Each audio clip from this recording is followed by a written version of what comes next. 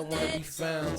I don't want to be down. This week, the Department of Education announced it's restarting the collection of federal student loans. Now the Department of Ed is promising to collect starting next month using methods such as garnishing wages or taking the money out of tax returns. A lot has happened since the last time I've been on here. We are back, finally, and today we are talking about college degrees.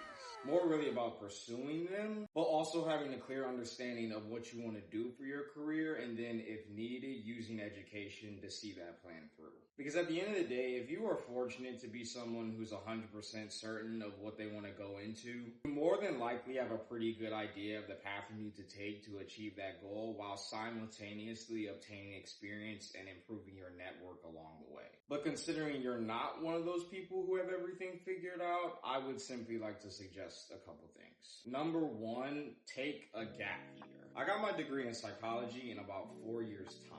Despite that being the average of what it takes for people to complete their undergrad, for me personally, it felt a bit rushed. I was constantly going back and forth between disciplines in the major and careers I would like to go into.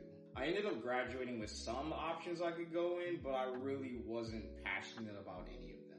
We fast forward a year later, I'm still figuring out a couple things, but I have a much clearer sense of the things I want to go into and certainly the things I don't.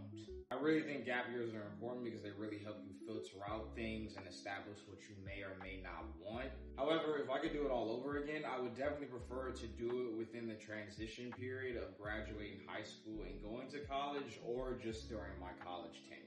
There's also so many studies and resources out there that go into more depth of the various benefits of why taking a gap year would be important. I'm just giving my own perspective. And I'll put the links to some of that info below that I read if you guys want to check some of that stuff out. Now, obviously, when considering a decision like this, it's just as important to look into the pros as it is the cons. Depending on your situation, you'll either figure out or just know what's best for you when that time comes, but just keep some of those things in mind. Before we move into the next suggestion, I just want to cover one of the cons that I've been seeing when researching a topic like this. The whole I feel like I may be missing out or falling behind point. That is simply another bullshit comparative narrative that society pushes on people to make them feel anxious and depressed about their own life choices. If you feel like taking a break and having a gap within your education is best for you, please do that. Because ultimately, you are forever going to be responsible for the decisions that you make in your life, whether that leads to you being successful or not.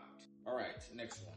And this is nice because it kind of coincides with the first one, as this was one of the main reasons of why I saw people taking a gap year. Invest your time in trying new things. If you were going to choose to wait on pursuing a college degree or take a brief pause within your college tenure, you typically want to spend some of that time trying to figure out what it is that you want to do. And depending on how much free time you have, I strongly encourage you guys to invest in applying yourself to learning new things. This could vary from obtaining new simple hobbies like working out, cooking, reading, learning a new instrument, to more advanced ones like learning about the stock market, finances, and especially AI, because that's kind of seeping into every single industry right now. We take it over. It's up for y'all. And the other thing would be just working. Experimenting with entry-level jobs that could be useful on a resume, meeting new people, and just increasing your network. Working also isn't a bad idea because it can most definitely give you some extra money that can go towards funding a college education. Because assuming you're not rich, federal student loans will have your ass in debt for years. And I think that is a great transition into our next and final suggestion. If you are going to invest the time, effort, stress it takes to receive a higher education, please at least do the due diligence of researching the cost of where and how you might obtain it. The pipeline for our society has been pretty straightforward in regards to going to school, going to college, getting a degree, and getting a job. Considering that the college degree has become seemingly devalued over time, a couple of those reasons being due to increased job market competition and especially educational expansion, the assurance of getting a good to even decent paying job within their field of study, or at least the illusion of it, is just not as secure as it once was. The average debt students take home coming out of college is between $27,000 and $33,000. And that's just simply for your undergrad. I know I may have said it in a joking-like fashion, but I'm seriously urging you guys, if you are someone who does not know what they want to go into, once you figure that out, start researching the finances of what it will cost you. And if I can go a step further, what the average pay will be for your selective field of study. And I'm not even trying to get into a capitalistic bag and make it seem like these schools are preying on kids, but at the end of the day, they are businesses just like everyone else in corporate America. They offer a service for you, who is the consumer, and simply want you to invest in for what it is that they provide. I want to be very clear. Obtaining a higher education is great. It's amazing. And depending on how you use it, it can be very valuable. I just want more people to truly analyze why they're investing in obtaining a higher education, and if possible, have a plan for how it might turn out versus just going in blind and trying to figure out things as you go.